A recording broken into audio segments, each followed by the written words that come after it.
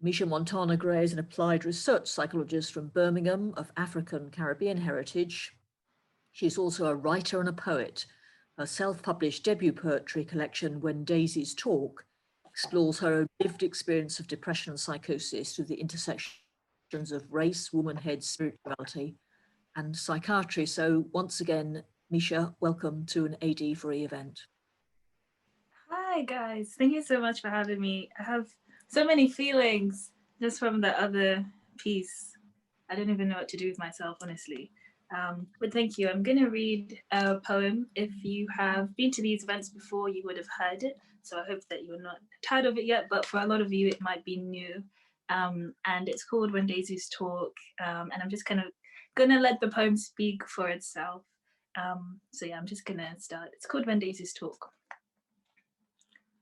Violets are red, roses are blue, and last night I had a dream while awake that I was walking with Adam and Eve past birds and butterflies, purple skies and blue trees, and in a moment of self-perception, in a river's reflection, I saw that Eve was she and she was me, and we were being led to a door inside of a fruit tree. I entered in tentatively, and as I pressed my feet against the earth, I heard a voice whisper a word, a daisy, telling me to lend my ear to her. And despite my fears that daisies could talk, I knew in that moment that I could not ignore her call. So I bent real low, and she spoke real slow, and she told me all the things of life that she thought I should know.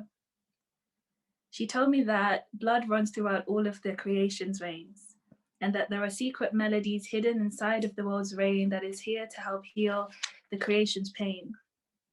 She told me that she herself had heard the call of my soul, that was echoing in the emptiness within me that was yearning to be whole. She told me that underneath the shadow of life, there is a network comprised of all the things that share the will to be. The birds, stars, planets, trees are all connected in a web of deep intricacy. And all that seems separate is really part of the one. And now that I've entered this knowing, my real education has begun. She said that only in losing my will to live have I been able to find it. And only in losing myself have I been able to find me. She told me that I exist to bring the love from heaven onto this earth, and that I had gone wrong in this life by letting this world question my worth, feeding myself to death with knowledge, trying to prove to other people who are trying to prove to other people that they are worth something, without ever really just being. And when she finished speaking, she swept the tears from my eyes, wrapped her vines around my arms, held me tight between her leaves, and in that stillness taught me how to breathe. Inhale, exhale. And she taught me how to be simply me, naturally. And when I woke up from that blessed reality, I overheard from my hospital bed. It was delusion, psychosis, they said. A manifestation of the degradation of this young girl's mind, or something similar along those lines. Nothing about me now seeing through spiritual eyes or seeing through all of the world's most precious lies. That bad is not good, good is not bad, mad is not sane, and insane is not mad.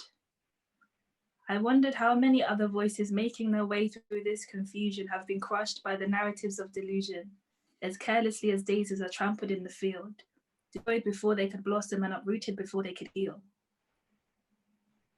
I wish that people listened when daisies talked and valued the stories that are hidden within psychiatric wards, that they would hear the secrets of soul that are whispered between the walls.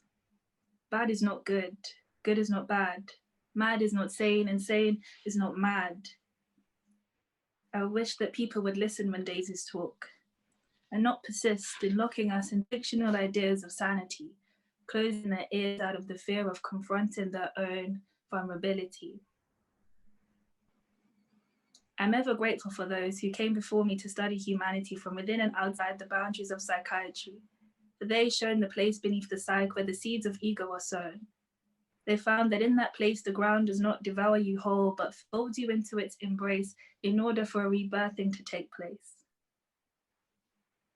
I'm grateful to those who have listened to Daisy speak, because they taught me that I don't have to hate myself or label my experiences in the fruit tree as disease, but that I can see it as a natural part of my development, necessary for growing spiritually. Thank you. That's the end.